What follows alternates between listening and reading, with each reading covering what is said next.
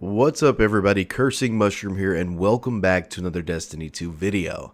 So today guys, we're going to be talking about an underestimated exotic, and if you've seen the thumbnail, then you probably already know what it is. It is the Ashen Gauntlets. Now currently, the Titan in the Solar subclass, the Sunbreaker, has 3 exotics that directly affect the actual subclass itself.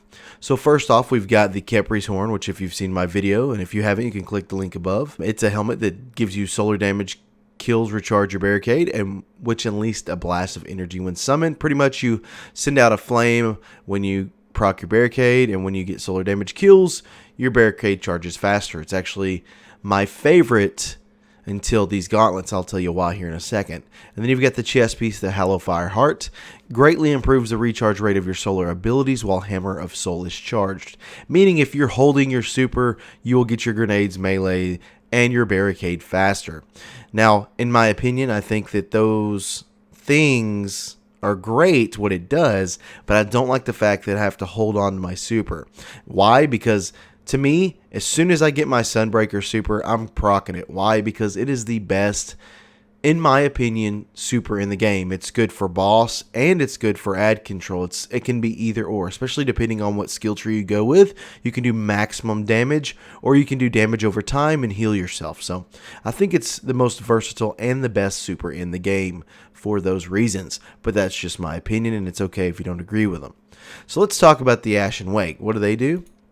Well, what it does is it's got the intrinsic Bring the Heat. Fusion grenades now explode on impact and gain increased throw speed. Well, why would that be so good, you say? Well, you know, it's getting a lot of criticism from a lot of other YouTubers and players. And I think, honestly, it's one, I'm going to say this right out. If you do not have aim, you don't need to be using these gauntlets. It is for precision players. Why? Because you have to hit the target with the grenade for it to be effective. Now, you can hit the ground in front of it, and it will do some damage, but it's not going to do near as much as if you'd actually hit your target. Now, I'm going to show some statistics here in a second when we get to gameplay. I'm going to show you the damage with the fusion grenade by itself. And then I'm going to show you the damage with the fusion grenade with these gauntlets on and show you the difference. It's actually quite surprising. Now, the bottom skill tree is what I'm using for this actual exotic. The reason being is various things. I'll show you. So I'm using the Catapult Lift and the Towering Barricade. Obviously, use what you prefer. I think the Catapult is the best for speed, and then I think the Towering Barricade is best for all around. If it is a strike boss that you're trying to kill quickly, or a raid boss, then use the Rally Barricade. Now this gives you Mortar Blast, strike an enemy with its melee ability to release a solar explosion, setting nearby enemies on fire, and that is your melee. And then the Soul Invictus, solar ability kills restore your health, grenade and melee ability kills leave a deadly sunspot in their wake. So when you get a kill with your melee or your grenade or your super, you'll create a sunspot which burns enemies, and it will also do other things as well, called Sun Warrior. This is what it's going to do for you. Passing through a sunspot causes your solar abilities to recharge faster and your super to last longer. So now what this means is you just walk through your sunspot and it recharges all your abilities faster. Note that since one of the previous patches, the Curse of Osiris, you actually get a 3-second counter when you're out of range, so you can walk through it and still be gaining the benefits, so you don't have to stand in one spot. But personally, I think that's great. But with this grenade, it's also good that, you actually stand in it, you can get your grenade back. And then Endless Siege, hammers create a sunspot on impact. Standing in the sunspot will allow you to throw the hammers faster, initially meaning you can throw more hammers. Now, I'm going to show you what I'm actually using for mods. And, we'll show you kind of what I'm doing here. So I want my mobility to be at 5 because I'm trying to play with all 3 characters, and I'm trying to make them as close as possible in terms of speed and stuff because the Titan's kind of slower, so I'm having to up that mobility and risk that recovery. Normally I'd run a max recovery of 10 and a low mobility, but since I'm using all 3 more often, I want to have that closer to the Hunter and Warlock because I run 10 mobility on both of them, and I don't want to feel like a complete potato when I change to my Titan, So anyways, on the helmet, I am using the Solar Grenade mod that recharges your grenade faster. On the gauntlets, I'm also using a Solar Grenade mod to get that recharge rate. On the chest piece, I'm using a solar melee to get my melee faster. And then on the boots, I'm getting a self-repairing to get more recovery. So that way I at least got 5. And then on my mark, I'm also using another solar grenade mod. You can stack the mods up to 3 times. That's why I have a grenade here, here, and here to get the maximum amount of recharge rate. And it seems like the fusion grenades recharge faster anyways. But I could be just blowing smoke up your butt, but don't take that too far, you know. So let's get to the gameplay and we'll talk more about it. Okay, Guardians, so I want to talk a little bit about what actually is happening in terms of damage from when you go from using the traditional fusion grenade to when you have this exotic equipped. So let's check out this night scene here. So with the original fusion grenade, before you equip the exotic, you're going to do a total of 4,074 to the knight that I'm aggroing here.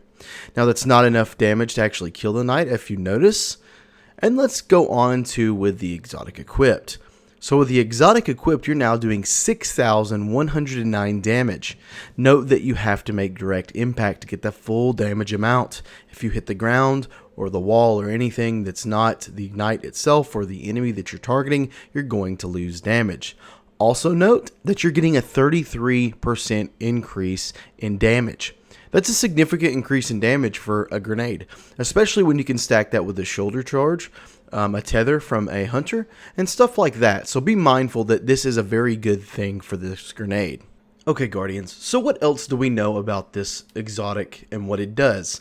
So we've talked about how much damage it does and increases it, obviously, how well the synergy works with the bottom skill tree with the Titan, of course, giving you that health regen on instant kills.